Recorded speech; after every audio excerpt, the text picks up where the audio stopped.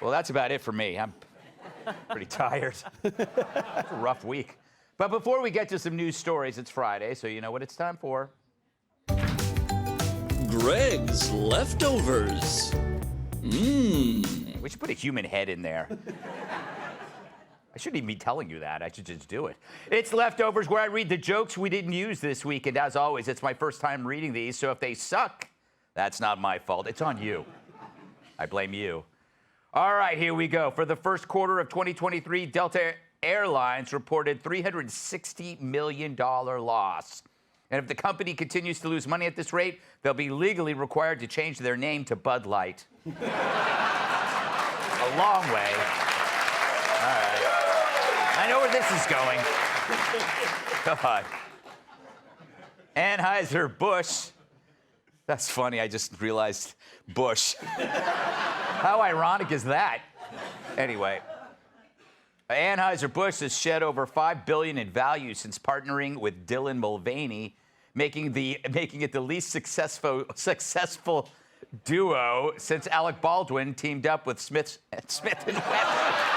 Terrible! I couldn't even spit it out. It's so bad. You know, if I were an amateur, I'd reread that, but I'm a pro. I'm a pro, so I don't even care. It's Friday. I'm half in the bag right now. The NYPD is rolling out crime-fighting autonomous robots to patrol Times Square and subways. But officials say not to worry. The robots can't kill you unless they fall into your bathtub. It's not even logical. After a recent cameo in an episode of The Mandalorian, singer Lizzo announced she'll be appearing in another Star Wars film, this time as the Death Star.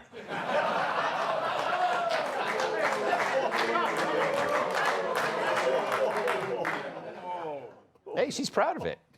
A recent study claims climate change is causing an increase in home runs in Major League Baseball.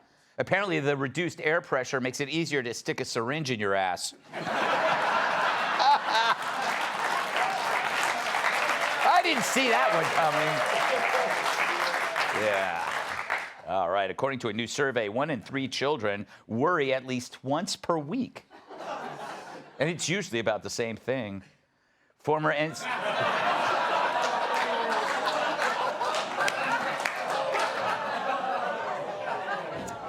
So unfair.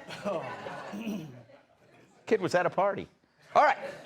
Former NC2A swimmer Riley Gaines was attacked by trans activists during an appearance in San Francisco. The police didn't make any arrests, but said if they did, bail would only be 80% of what they'd charge a man. That's funny, actually. Who wouldn't want that? Pennsylvania Senator John Fetterman will return to the Senate next week after an extended hospital stay. Doctors are confident he'll soon be back up to 40%.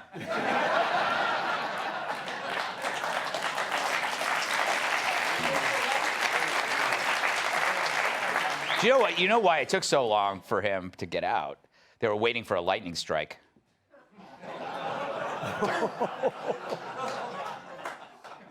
No? Frankenstein, I got it. Yeah. No? Not good? No, It was off the top of my head. I mean, basketball star Sue Bird was among 40 professional athletes that signed a letter opposing bans on men playing women's sports, proving even she can't stand the WNBA. That's funny.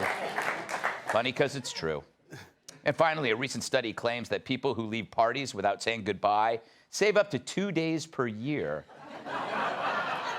And you can save up to 5 weeks per year if you're not invited to parties at all.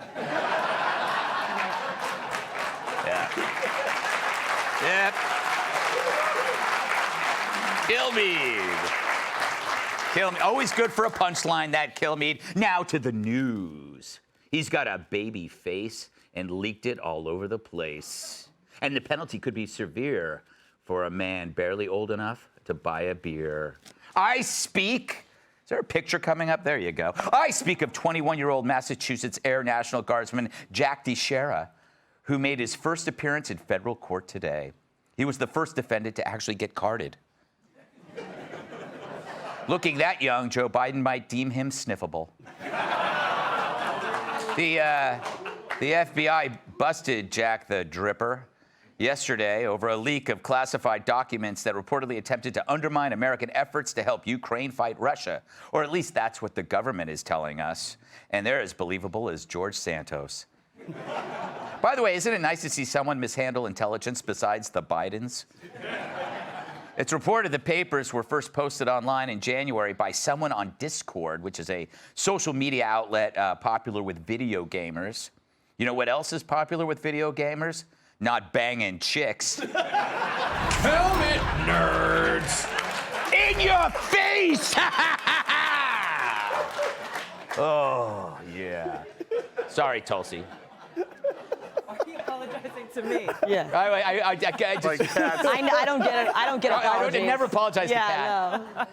Meanwhile, as more of your money flies out the door and into Ukraine, top Kiev officials say this leak won't affect its planned offensive against Russia, which begins as soon as Sean Penn arrives with a fresh shipment of Oscars to throw at them.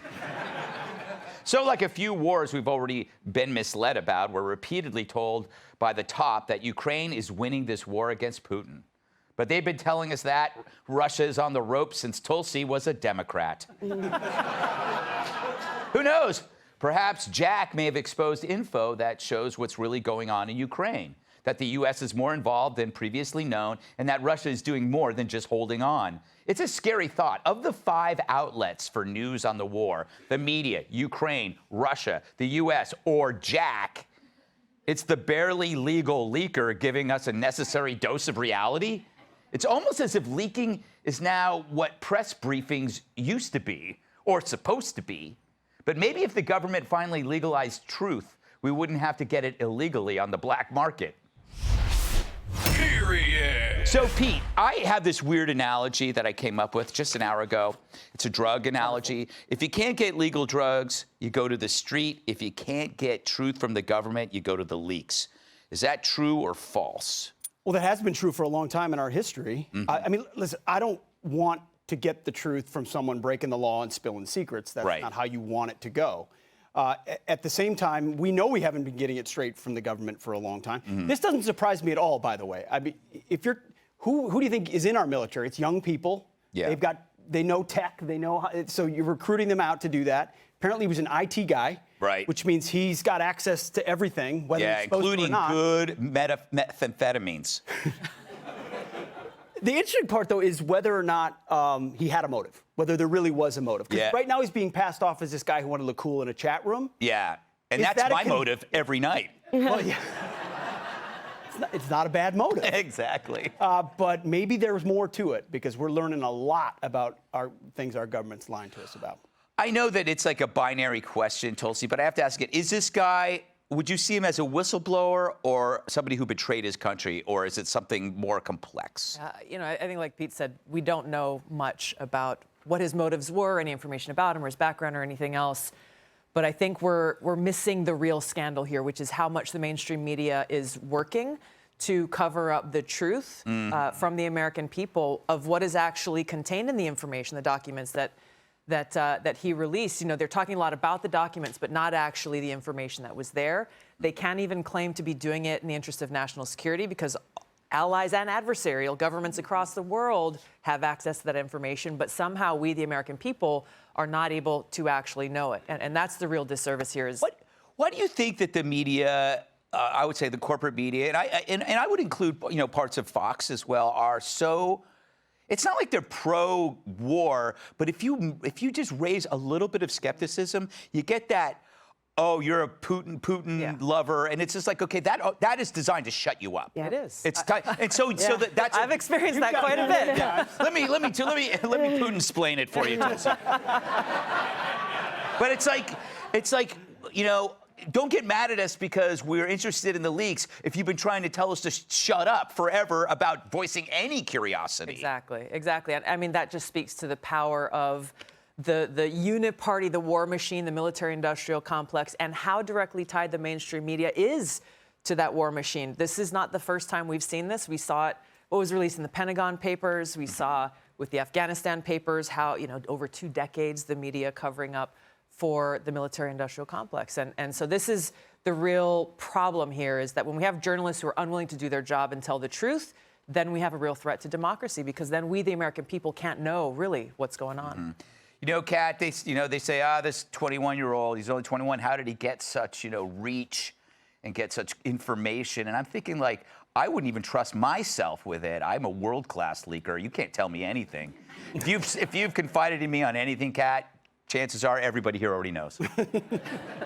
I tell everybody in the audience. I know. That's why when I really want everyone to know something, I tell you and say, don't tell anyone. Exactly. Yes.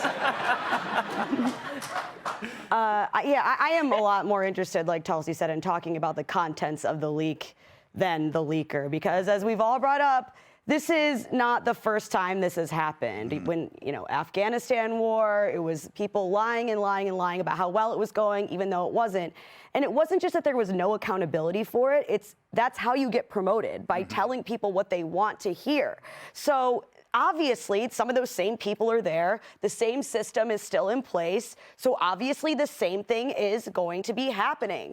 And I guess you can say, oh, it's not my business, but I don't see how that is when we're all the ones funding it. So it kind of is our business. That's what pisses me off. We are. And I think the main thing that's changed is that I am now able to say these things on Fox News without people yelling at me, which they used to do when I said things that were anti-war or skeptical of the military-industrial complex.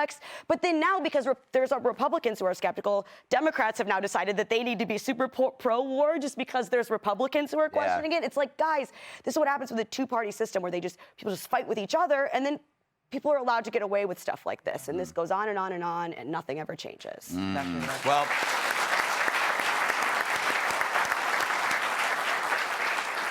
how big a problem, how big a deal is this story, Tyrus? Not a big deal at all. Yeah. So he picked up some papers left on the floor by our amazing administration. Are we really surprised? I mean, are we shocked? How's Buttigieg doing? How's Kamala doing? The nuclear guy stealing dresses. Like, are we surprised that somebody walked in on his first day on the job and said, classified. Ooh, these are going to be cool for my chat. They probably opened the door for him on the way out and said, hey, kid, pick those up. Drop those ones over there. So nothing surprises me about quite possibly the most equity-friendly hiring administration in the history of stupidity. So literally, they're like, oh, the world leaders have it. No, they've been had it. They send it back. Said, what else you got? This is boring. So not surprised. Although I am shocked we can actually catch a leaker. That's amazing. I thought, because for the last 4 years, they were like impossible. Right. We still haven't figured out who leaked the Roe v. Wade. Even if you did catch him, it was racist. Yeah. So I'm nice to see we've come along. Or you just call him something else. Like Alexander Vindman is a hero. Yes. This guy's a zero. Got it. A nice little rhyme there. Well, we don't know what number he identifies with, Pete. That's true. That's true. Do you get the feeling, last to your point, and we'll move on, but it's like there does feel like there's cracks in the foundations of everything.